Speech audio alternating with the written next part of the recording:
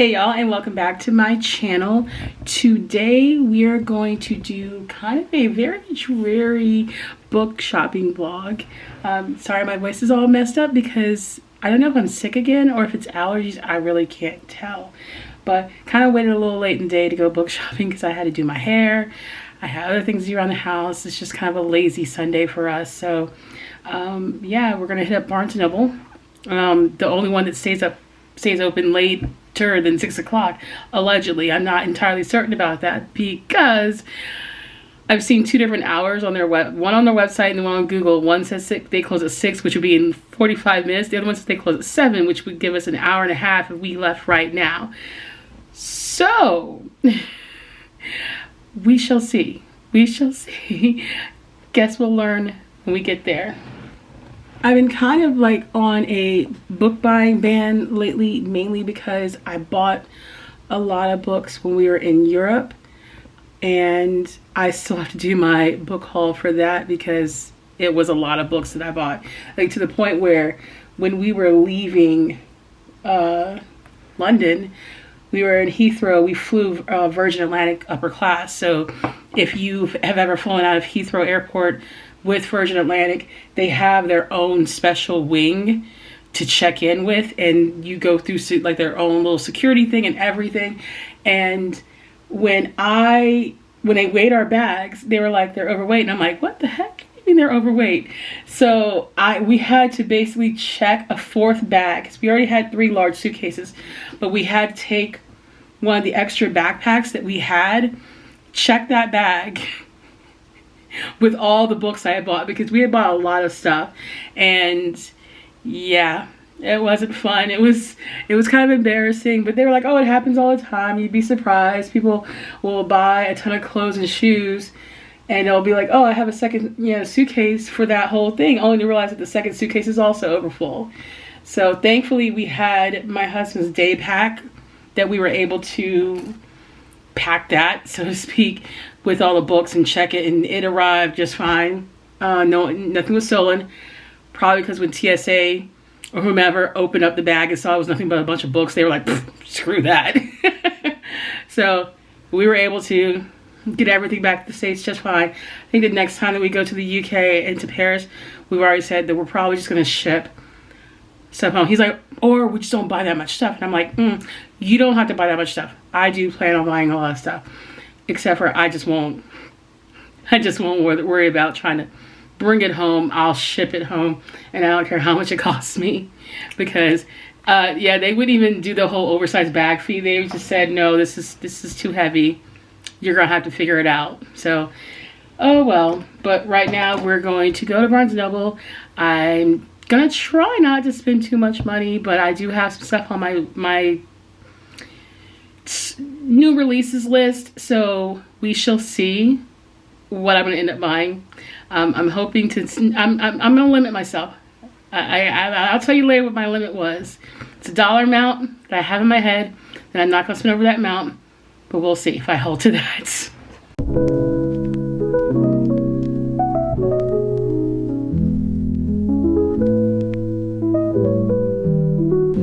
I cannot believe they are selling vision board kits. You can do this for like pennies on the dollar. Who does not know how to make a vision board? For $15. For $15. Who doesn't know how to make a vision board? Like, somebody's making some money off of this, and it's insane.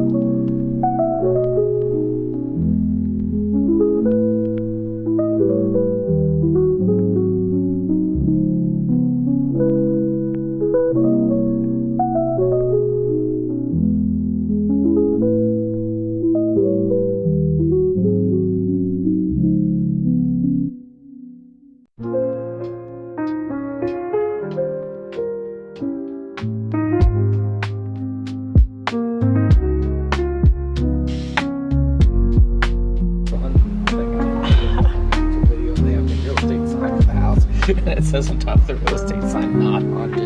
I'm like, yeah. Wink, wink, nudge, nudge. We promise it's not haunted.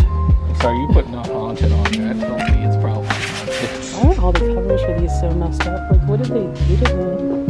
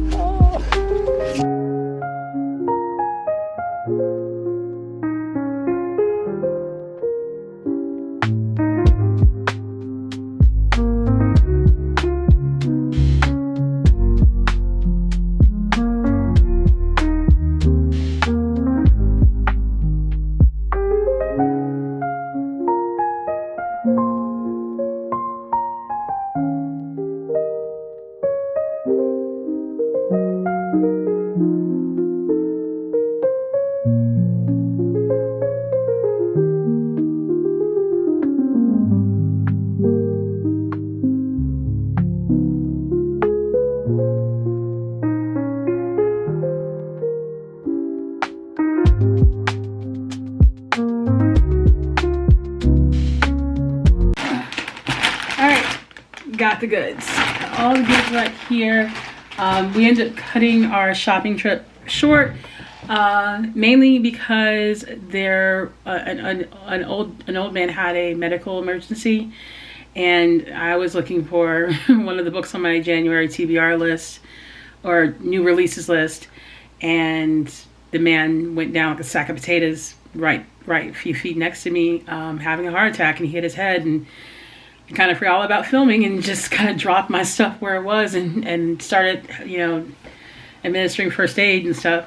So yeah, and I was there for a while talking to security and giving my statement to the police and everything. So kind of put a damper on filming, but I did manage to check out and get my books and stuff.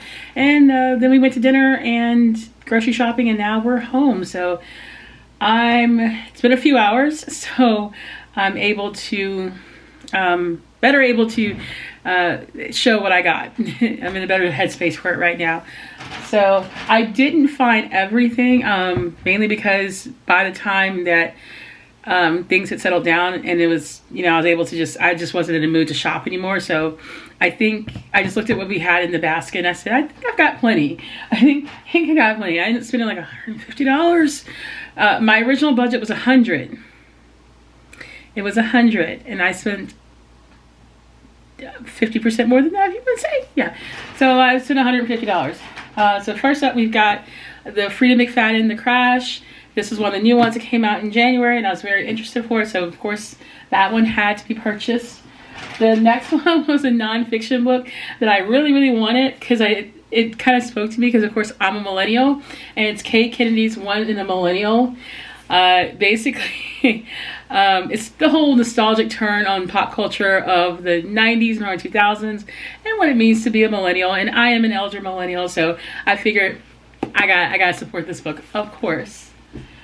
Next is AJ Fenn's End of Story, because mystery and thrillers seem to be my thing in horror books. So I decided I was gonna do it. Apparently my hands are still shaking because I'm all, yeah. So that one's another one I got. And then this one was not on my list, but my husband saw it and thought, what is this? I have not heard about this book. It's called Blackouts by Justin Torres. I can't quite figure out what the book is about. And it was very interesting. Like the cover art is very interesting. And so I just said, screw it. And went ahead and bought it. So I'm gonna, at some point I will read it. Again, no idea what this book is about. I just bought it because of the cover. Looked cool. And the fact that it's a National Book Award winner. So, but this was actually my husband's pick. He was like, this is really cool. We couldn't figure out what it was about though. So, but we bought it anyways. Next, this one, I was in the romance section looking for something else. Because again, I'm trying to read more contemporary romance that's not 50 Shades of Grey. So this one caught my eye because it's just the title alone, and it's called Love at First Book by Jen McKinley. And so I went ahead and read the back of it, and I said, oh, right up my alley, right up my alley. So I went ahead and got it, and hopefully it's really funny and cute. So, but of course it's about a librarian who goes to work for a bookstore. Why not? Next up, which this one's a little weird. It's a horror mystery novel, but it's supposedly was not due to be released until the 4th on Tuesday. And yeah, I got it today. It's called Listen to Your Sister by Nina Veal. I don't know how it's out already, because I swear I saw online on Goodreads and everything that said that the release date was the 4th of February. Today's the 2nd. Of course, by the time I upload this video, it'll probably be like 2 weeks after the fact, but that was a little odd to see it was already on the shelves, but I went ahead and got it anyways so that I wouldn't forget later.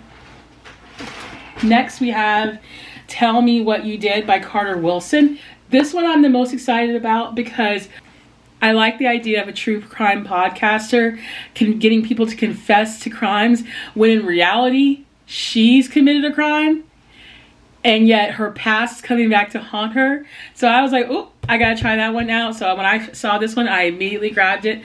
It's a little on the thick side, but did I accidentally get the large print? No.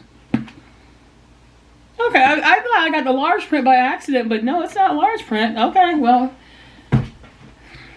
I'll take it. And finally, and this is the one I really wanted, because this is my boy, Grady Hendrix.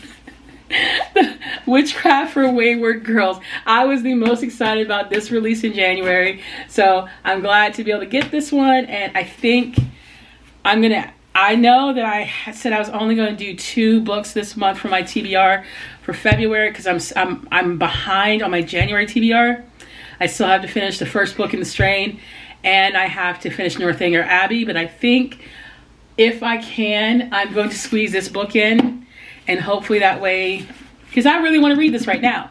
So, but I can't because I got 2 other books that I have to finish first before I start on the 2 books I picked for February, and even before I even think of starting on this one.